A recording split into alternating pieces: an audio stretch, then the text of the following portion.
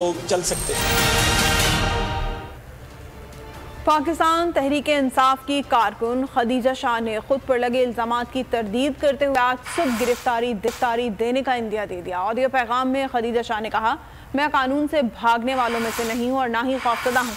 मेरे भाई, वालिद या मैंने कोई जुर्म नहीं किया। मैं दोहरी शहरियत रखती हूँ। कानूनी मुशावरत करूंगी और अपनी एम्बेसी से भी इस मामले पर बात करूंगी। मेरे खानदान के साथ जो किया गया वो नाकाबिले बर्दाश्त है। आज सुबह मैं अपने पुलिस के अथॉरिटीज़ के हवाले करने जा रही हूँ। I did not abscond or run away from the law because I am scared. Neither had my father done any crime, nor had my brother done any crime, nor have I done any crimes. I am a dual citizen.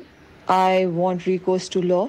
I have been trying to arrange my legal counsel, and I have been trying to talk to my embassy to figure out ways of dealing with this situation.